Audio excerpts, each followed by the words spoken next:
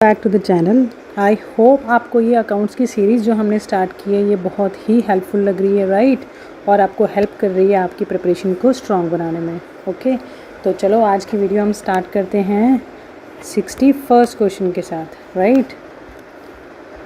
तो ये है हमारा क्वेश्चन में पूछा है consider the following statement regarding accounting policies and statements हैं accounting policies are specific principles adopted by an enterprise.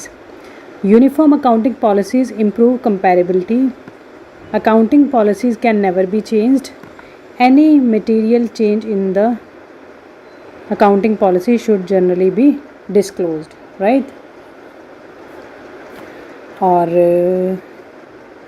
हमारे फर्स्ट स्टेटमेंट है accounting policies are specific principle adopted by an enterprise. ये स्टेटमेंट बिल्कुल correct है। Accounting policies का मतलब है वो स्पेसिफिक रूल्स, प्रिंसिपल्स और मेथड्स जो एक बिज़नेस को अपने अकाउंट्स प्रिपेयर करने के लिए अडॉप्ट करता है, राइट? फॉर एग्जांपल डेप्रिसिएशन के लिए स्ट्रेट लाइन मेथड है या फिर return down value method choose करना होता है। तो ये आपकी अकाउंटिंग पॉलिसी डिसाइड करेगी कि कौन सा मेथड आप चूज़ करोगे, राइट? नेक्स्ट है uniform accounting policies improve comparability. Yes, ये स्टेटमेंट भी बिल्कुल करेक्ट है। अगर सेम अकाउंटिंग पॉलिसीज़ यूज़ की जाएँ तो अलग अलग कंपनीज़ या डिफरेंट ईयर्स के फाइनेंशियल स्टेटमेंट को इजीली कंपेयर किया जा सकता है, राइट? थोड़ा इस चीज़ को समझते हैं। अगर दो कंपनीज़ दोनों स्ट्रेट लाइन मेथड यूज़ कर रही हैं तो उनका डेप्रिसिएशन कंपेयर करना बहुत ही आसान हो जाता है, राइट? नेक्स्ट है हमारे पास accounting policies can never be changed. Incorrect, ये स्टेटमेंट गलत है। अकाउंटिंग पॉलिसीज़ चेंज की जा सकती हैं, लेकिन कुछ प्रोविजंस हैं, लॉ में चेंज हुआ हो या फिर अकाउंटिंग स्टैंडर्ड्स की रिक्वायरमेंट हो या ये इस चेंज से फाइनेंशियल स्टेटमेंट और रिलायबल और रेलेवेंट बन जाएं, राइट? तो इसलिए नेवर बी चेंज स्टेटमेंट गलत है। नेक्स्ट है any material change in accounting policy should generally B disclosed. Correct, ये स्टेटमेंट बिल्कुल सही है। अगर अकाउंटिंग पॉलिसीज़ में इम्पॉर्टेंट या कोई मटेरियल चेंज होता है तो उसका डिस्क्लोज़र फाइनेंशियल स्टेटमेंट में करना ज़रूरी है ताकि यूज़र्स को उसके इफ़ेक्ट का पता चल सके, राइट? तो हमारा करेक्ट आंसर है statement 1, 2 and 4 only. Next question we have is consider the following statement regarding accounting estimates and statements are depreciation is often based on accounting estimates. Provisions for doubtful debts involves estimation. Estimate reduce the usefulness of accounting information completely. Estimates may require revision when new information became available, right? तो हमारा first statement depreciation is often based on accounting estimates. Yes, ये statement बिल्कुल correct है। Depreciation calculate करने के लिए useful life और residual value estimate की जाती है। फॉर एग्ज़ाम्पल मशीन की लाइफ अगर 10 साल है तो ये हमने एस्टिमेट किया है, ओके? सेकंड स्टेटमेंट है provision for doubtful debt involve estimation. ये स्टेटमेंट भी बिल्कुल करेक्ट है। बिजनेस को एग्जैक्ट पता नहीं होता कि डेटर पैसा कितनी देर में देंगे, राइट? इसलिए एक्सपेक्टेड बैड डेट्स का एस्टिमेट लिया जाता है, राइट? नेक्स्ट है estimates reduce the usefulness of accounting information completely. ये स्टेटमेंट रॉन्ग है। एस्टिमेट अकाउंटिंग का इम्पॉर्टेंट पार्ट हैं। ये यूज़फुलनेस को ख़त्म नहीं करते बल्कि अनसर्टेन सिचुएशन में रियलिस्टिक इन्फॉर्मेशन प्रोवाइड करते हैं। नेक्स्ट है एस्टिमेट्स में require revision when new information became available. Correct, ये स्टेटमेंट बिल्कुल करेक्ट है। अगर फ्यूचर में नया फैक्ट मिलता है तो एस्टिमेशन रिवाइज़ किए जा सकते हैं। एग्जाम्पल मशीन की यूज़फुल लाइफ पहले 10 साल थी, बाद में जो हमने एस्टिमेशन या फैक्ट्स के थ्रू हमें पता चला ये 8 साल एस्टिमेट हुई, तो यहाँ हम रिवीजन कर सकते हैं, राइट? तो हमारा करेक्ट आंसर है statement 1, 2 and 4 only. Next question है consider the following statement regarding qualitative characteristics of accounting information and the statements are comparability enables comparison across accounting periods, timeliness enhance the usefulness of accounting information, verifiability improves the credibility of financial reports, and last one is accounting information should always be highly technical for all users. First statement है comparability enables comparison across accounting periods. Correct. ये statement बिल्कुल सही है। कंपैरेबिलिटी से different years का different years या different companies के financial statement को कंपेयर किया जा सकता है। सेकंड है timeliness enhance the usefulness of accounting information. ये स्टेटमेंट भी बिल्कुल करेक्ट है। अगर इन्फॉर्मेशन टाइम पर मिल जाए तो डिसीजन मेकिंग में बहुत ही ज़्यादा हेल्प मिल सकती है। लेट इन्फॉर्मेशन की वैल्यू थोड़ी कम होती है, राइट। नेक्स्ट हमारे पास स्टेटमेंट है verifiability improves the credibility of financial report. Yes, ये स्टेटमेंट भी बिल्कुल करेक्ट है। Independent accounts same record check करके सेम कंक्लूजन पर पहुंचा सकते हैं, राइट। तो इससे रिपोर्ट्स पर ट्रस्ट बना रहता है। नेक्स्ट स्टेटमेंट है हमारे पास accounting information should always be highly technical for all users. Incorrect, ये स्टेटमेंट गलत है। अकाउंटिंग इन्फॉर्मेशन सिंपल और अंडरस्टैंडेबल होनी चाहिए ताकि क्योंकि हर यूज़र अकाउंटेंट नहीं होता, राइट। तो वो उन्हें आसानी से समझ आ जाए, इसलिए ईजी इन्फॉर्मेशन होनी चाहिए। तो हमारा करेक्ट आंसर है statement 1, 2 and 3 only. Next question है consider the following statement regarding financial transactions and statements हैं purchase of goods on credit is a financial transaction, appointment of a new manager without salary payment is a financial transaction, payment of wages is a financial transaction, receipt of commission is a financial transaction. तो statement first है purchase of goods on credit is a financial transaction. Yes, ये statement बिल्कुल correct है। Cash ना दिया हो फिर भी लायबिलिटी क्रिएट होती है, इसलिए क्रेडिट परचेज अकाउंटिंग ट्रांजैक्शन है। नेक्स्ट है appointment of a new manager without salary payment is a financial transaction. ये स्टेटमेंट इनकरेक्ट है। सिर्फ अपॉइंटमेंट से मनी वैल्यू नहीं होती, इसे इफेक्ट नहीं पड़ता। जब सैलरी ड्यू या पेड होगी तब अकाउंटिंग ट्रांजैक्शन बनेगा, राइट। नेक्स्ट है हमारे पास payment of wages is a financial transaction. Yes, ये स्टेटमेंट बिल्कुल करेक्ट है। कैश रिड्यूस होता है और वेजेस एक्सपेंस रिकॉर्ड होते हैं, राइट। नेक्स्ट है receipt of commission is a financial transaction. Yes, ये स्टेटमेंट भी बिल्कुल करेक्ट है।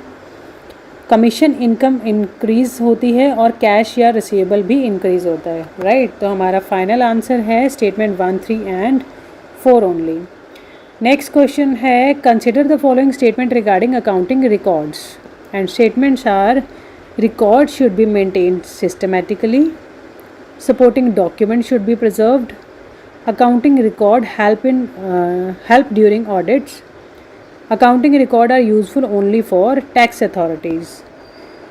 तो फर्स्ट स्टेटमेंट है record should be maintain systematically. Yes, ये स्टेटमेंट बिल्कुल करेक्ट है। अकाउंटिंग रिकॉर्ड्स प्रॉपर सीक्वेंस और ऑर्गेनाइज मैनर में होने चाहिए, मेंटेन होने चाहिए, राइट। नेक्स्ट स्टेटमेंट है supporting document should be preserved. Yes, ये स्टेटमेंट भी बिल्कुल करेक्ट है। बिल्स, इन्वॉइसेस, वॉचेस और रिसिप्ट्स अकाउंटिंग एंट्रीज का प्रूफ होते हैं, इन्हें फ्यूचर में वेरिफिकेशन और ऑडिट के लिए प्रिजर्व किया जा सकता है, राइट। नेक्स्ट स्टेटमेंट है हमारे पास accounting record help during audit. Yes, this statement is also correct. Auditor accounting record और सपोर्टिंग डॉक्यूमेंट वेरीफाई करके फाइनेंशियल स्टेटमेंट की करेक्टनेस चेक करते हैं, okay. Next statement we have is accounting record are useful only for tax authorities. Incorrect, ये statement बिल्कुल गलत है। Accounting record का use management, owners, investors, bank, creditors, government, auditors, ये सभी करते हैं, सिर्फ टैक्स अथॉरिटीज़ ही नहीं करती, राइट। तो हमारा करेक्ट आंसर है statement 1, 2 and 3 only. Next question है consider the following statement regarding internal users of accounting information and statements are owners are internal user, managers are internal users, employees are internal user और customer are internal users. तो हमारा first statement है owners are internal users. Yes, ये statement बिल्कुल correct है। Owner business के अंदर के ही स्टेक होल्डर होते हैं, वो अकाउंटिंग इन्फॉर्मेशन का यूज़ प्रॉफिट, फाइनेंशियल पोजीशन और फ्यूचर प्लानिंग के लिए करते हैं, राइट। नेक्स्ट स्टेटमेंट है managers are internal users. Yes, ये स्टेटमेंट भी बिल्कुल करेक्ट है। मैनेजर अकाउंटिंग इन्फॉर्मेशन का use budgeting, planning, cost control और डिसीजन मेकिंग के लिए करते हैं, राइट। नेक्स्ट है employees are internal users. Yes, ये स्टेटमेंट भी बिल्कुल करेक्ट है। एम्प्लॉइज़ अकाउंटिंग इन्फॉर्मेशन का use salary, security, bonus, promotion और कंपनी की फाइनेंशियल स्टेबिलिटी जानने के लिए करते हैं, राइट। नेक्स्ट है customers are internal users. No, ये स्टेटमेंट रॉन्ग है। बिजनेस के बाहर के यूजर्स होते हैं, इसलिए एक्सटर्नल यूजर्स कहलाते हैं, राइट। तो हमारा करेक्ट आंसर है statement 1, 2 and 3 only. Next question that we have is consider the following statement regarding external users of accounting information and statements are banks are external users, government agencies are external users, investors are external users and storekeepers are external users। तो first statement है banks are external users, yes ये statement बिल्कुल correct है। Banks accounting information देखकर loan देना है या नहीं देना ये डिसाइड करते हैं, राइट। नेक्स्ट है government agencies are external users, yes ये स्टेटमेंट भी बिल्कुल करेक्ट है। गवर्नमेंट अकाउंटिंग इन्फॉर्मेशन का यूज़ टैक्सेशन, रेगुलेशन और कंप्लायंस चेक करने के लिए करती है, ठीक है। नेक्स्ट है investors are external users, investor are external users, yes ये स्टेटमेंट भी बिल्कुल सही है। इन्वेस्टर्स फाइनेंशियल स्टेटमेंट देखकर ही इन्वेस्टमेंट करने का डिसीजन लेते हैं, वो ये चेक करते हैं कि ये बिज़नेस इन्वेस्टमेंट के लायक है या नहीं है। फोर्थ स्टेटमेंट है store keepers are external users, तो ये स्टेटमेंट गलत है। स्टोर कीपर ऑर्गेनाइजेशन का एम्प्लॉय होता है, इसलिए वो इंटरनल यूज़र है, राइट। तो हमारा करेक्ट आंसर है statement 1, 2 and 3 only. Next question है consider the following statement regarding accounting errors. Errors may occur during recording, errors may occur during posting, a trial balance may detect some errors or every accounting error is detected by the trial balance। तो first statement error में occur during recording, ये statement बिल्कुल correct है। Journal में wrong amount या wrong account लिखने से error find out हो जाती है, राइट। नेक्स्ट है एरर्स में अक्कर ड्यूरिंग पोस्टिंग, ये स्टेटमेंट भी बिल्कुल करेक्ट है। जर्नल से लेजर में एंट्री ट्रांसफ़र करते वक्त भी मिस्टेक हो जाती हैं, राइट। नेक्स्ट है ट्रायल बैलेंस में डिटेक्ट सम एरर्स, येस ये स्टेटमेंट भी बिल्कुल करेक्ट है। ट्रायल बैलेंस अर्थमेटिक मिस्टेक जैसे unequal amounts, unequal debit credit को आइडेंटिफाई कर सकता है और हमें एरर पता लग सकती है, राइट। फोर्थ स्टेटमेंट है every accounting error is detected by the trial balance, तो ये स्टेटमेंट बिल्कुल गलत है, रॉन्ग है। ट्रायल बैलेंस सभी एरर्स डिटेक्ट नहीं करता, जैसे error of principle, error of omission, error of compensating error, right, ये ट्रायल बैलेंस से डिटेक्ट नहीं होते। तो हमारा करेक्ट आंसर है statement 1, 2 and 3 only. Next question है consider the following statement regarding trial balance and statements are it is prepared from ledger balance, it helps verify arithmetic accuracy, it guarantees all accounting records are correct, it is usually prepared before financial statement, right. तो हमारा first statement it is prepared from ledger balance, yes ये statement बिल्कुल correct है। Trial balance ledger account के closing balances से prepare किया जाता है। नेक्स्ट है it helps verify arithmetic accuracy, yes ये स्टेटमेंट भी बिल्कुल करेक्ट है। अगर debit is equal to credit को अर्थमेटिक एक्यूरेसी का बेसिक चेक माना जाता है, राइट। तो यहाँ से हमें अपनी एक्यूरेसी का पता चलता है। नेक्स्ट है it guarantees that all accounting record are correct, तो ये स्टेटमेंट बिल्कुल रॉन्ग है। डेबिट और क्रेडिट इक्वल होने के बाद भी कुछ एरर रह सकते हैं, इसलिए ट्रायल बैलेंस कंप्लीट करेक्टनेस नहीं गारंटी करता, राइट। नेक्स्ट है it is usually prepared before financial statement, तो ये स्टेटमेंट बिल्कुल करेक्ट है। अकाउंटिंग साइकिल में ट्रायल बैलेंस के बाद trading account, profit and loss and balance sheet भी बनाए जाते हैं, राइट। तो हमारा करेक्ट आंसर है statement 1, 2 and 4 only. Next question है हमारे पास consider the following statement regarding accounting cycle and statements है हमारे पास identification of transaction is the first step, recording in journal follows identification, ledger posting proceeds journal entries and preparation of financial statement is one of the final stage, right. तो हमारे statement first statement है identification of transaction is the first step, yes ये statement बिल्कुल correct है। Accounting cycle की शुरुआत financial transaction को identify करने से होती है, राइट।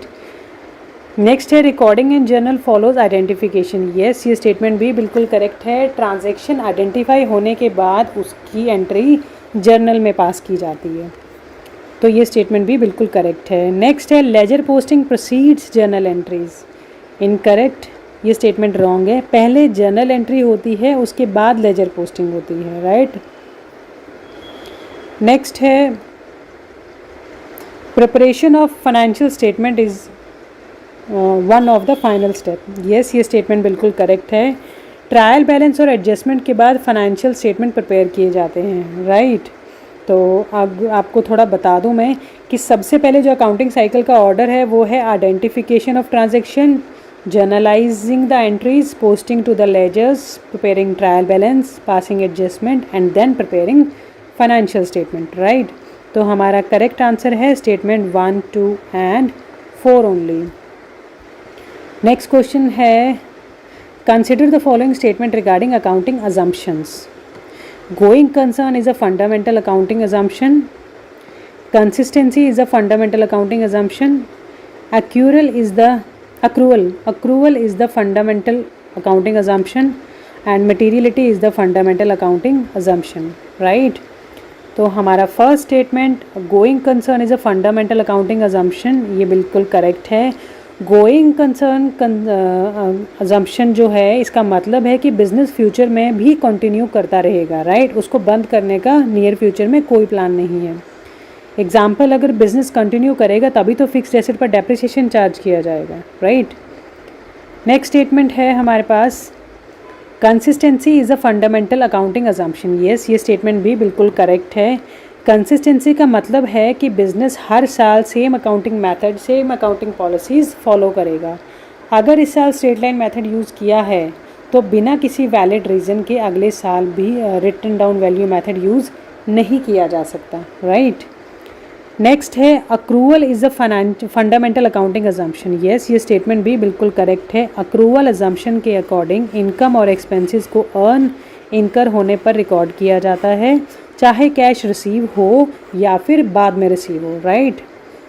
नेक्स्ट है हमारे पास materiality is the fundamental accounting assumption. तो ये स्टेटमेंट इनकरेक्ट है। मटेरियलिटी एक अकाउंटिंग प्रिंसिपल, एक अकाउंटिंग कंसेप्ट है, फंडामेंटल अकाउंटिंग अजम्पशन नहीं, राइट। तो फंडामेंटल अजम्पशंस हैं going concern, consistency and accrual, right. तो हमारा करेक्ट आंसर है स्टेटमेंट 1, 2 एंड 3 ओनली। अगला क्वेश्चन है consider the following statement regarding the accrual basis of accounting. And हमारे स्टेटमेंट हैं income is recorded when earned, expenses are recorded when incurred, cash receipt is always necessary for recording income, outstanding expenses are recognized. तो हमारा first statement income is recorded when earned is correct. Accrual basis में income को earn होने पर ही record किया जाता है, चाहे कैश बाद में मिले, right. And second statement expenses are recorded when incurred, ये स्टेटमेंट भी बिल्कुल करेक्ट है। एक्सपेंस को इनकर होने पर रिकॉग्नाइज किया जाता है, पेमेंट बाद में हो सकती है। एंड नेक्स्ट स्टेटमेंट है हमारे पास cash receipt is always necessary for recording income, ये स्टेटमेंट रॉन्ग है, इनकरेक्ट है। अक्रूवल इनकम अकाउंटिंग में कैश रिसिप्ट ज़रूरी नहीं है। फॉर एग्जांपल, क्रेडिट सेल में इनकम आज रिकॉर्ड होगी लेकिन पेमेंट बाद में मिलेगी। नेक्स्ट स्टेटमेंट है हमारे पास आउटस्टैंडिंग एक्सपेंसेस आर रिकॉग्नाइज्ड। तो ये स्टेटमेंट बिल्कुल करेक्ट है। आउटस्टैंडिंग सैलरी, आउटस्टैंडिंग रेंट या आउटस्टैंडिंग इंटरेस्ट जैसे अनपेड एक्सपेंसेस को भी अकाउंट में रिकॉर्ड किया जाता है। तो हमारा करेक्ट आंसर है स्टेटमेंट 1, 2 एंड 4 ओनली। नेक्स्ट है consider the following statement regarding cash basis of accounting, and the statements are income is recognized only when received, expenses are recognized only when paid, outstanding expenses are recorded, it is simpler than the accrual basis, right। तो हमारा first statement income is recognize only when received, ये statement बिल्कुल correct है। Cash basis में income तभी record होती है जब कैश एक्चुअल में रिसीव हो जाए, राइट। नेक्स्ट स्टेटमेंट है expenses are recognize only when paid, ये भी करेक्ट है क्योंकि हम कैश बेसिस अकाउंटिंग फॉलो कर रहे हैं, तो एक्सपेंसेस तभी रिकॉर्ड होंगे जब उनकी पेमेंट हो जाएगी। नेक्स्ट है outstanding expenses are recorded, incorrect. Cash basis में आउटस्टैंडिंग या प्रीपेड आइटम को रिकॉर्ड नहीं किया जाएगा। नेक्स्ट स्टेटमेंट है it is simpler than the accrual basis, correct. ये स्टेटमेंट बिल्कुल करेक्ट है। कैश बेसिस मेंटेन करना इजी होता है क्योंकि सिर्फ कैश रिसिप्ट और पेमेंट ही रिकॉर्ड करनी होती है, राइट। तो अगला ये हमारा करेक्ट आंसर है statement 1, 2 and 4 only, right. Next question है हमारे पास, consider the following statement regarding capital receipts and statements are capital introduced by the owner is a capital receipt, loan received as a capital receipt, sales of fixed asset may result in a capital receipt, and cash sale are capital receipts, right। तो आपकी statement 1 capital introduce by the owner is a capital receipt, तो ये statement बिल्कुल correct है। Owner द्वारा business में लाया गया कैपिटल को इंक्रीज़ करता है, इसलिए कैपिटल रिसीट है। सेकंड है loan received as a capital is capital receipt, yes ये स्टेटमेंट भी बिल्कुल करेक्ट है। लोन बिजनेस की लायबिलिटी बढ़ाता है, ये रेगुलर इनकम नहीं है, तो इसलिए ये कैपिटल रिसीट है, राइट। नेक्स्ट है सेल ऑफ फिक्स्ड एसेट में result in capital receipt, yes ये स्टेटमेंट भी बिल्कुल करेक्ट है। मशीन, बिल्डिंग या फर्नीचर जैसे फिक्स्ड एसेट बेचने पर जो अमाउंट मिलता है वो कैपिटल रिसीट होता है, राइट। नेक्स्ट है cash sales are capital receipts, incorrect, ये स्टेटमेंट गलत है। कैश सेल्स बिजनेस की नॉर्मल ऑपरेटिंग एक्टिविटी है, इसीलिए ये रेवेन्यू रिसीट है, कैपिटल रिसीट नहीं है, राइट। तो हमारा करेक्ट आंसर है स्टेटमेंट 1, 2 एंड 3 ओनली। नेक्स्ट है consider the following statement regarding revenue receipts and statements are sale revenue is a revenue receipt, commission received is a revenue receipt, interest received during normal business operation में be a revenue receipt and loan received is a revenue receipt. तो हमारा first statement sale revenue is a revenue receipt, yes ये statement बिल्कुल correct है। Business की normal sale से जो income होती है उसे हम रेवेन्यू रिसीट कहते हैं।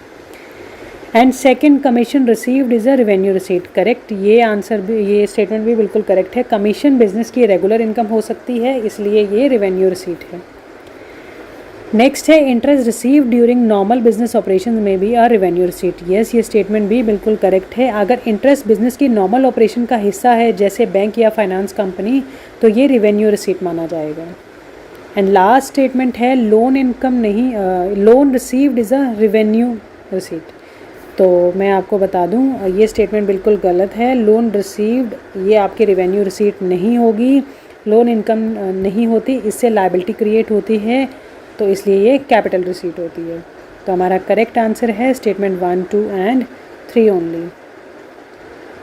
नेक्स्ट स्टेटमेंट है consider the following statement regarding accounting ethics and the statements are integrity is essential for accountants, confidentiality is an ethical requirement, professional competence should be maintained, and financial statement may be manipulated to satisfy management। First statement integrity is essential for accountants, ये statement बिल्कुल correct है। Integrity का मतलब है honesty और truthfulness. Accountant को financial record prepare करने के वक्त हमेशा सच्चाई और ईमानदारी से काम करना चाहिए। एग्जाम्पल है कि अगर कंपनी को लॉस हुआ है तो अकाउंटेंट को उस प्रॉफिट दिखाकर मैनिपुलेट नहीं करना चाहिए। नेक्स्ट है confidentiality is an ethical requirement, yes ये स्टेटमेंट भी बिल्कुल करेक्ट है। अकाउंटेंट के पास कंपनी की कॉन्फिडेंशियल फाइनेंशियल इन्फॉर्मेशन होती है, इस इन्फॉर्मेशन को बिना परमिशन के वो और किसी के साथ शेयर करना अनएथिकल माना जाएगा, राइट।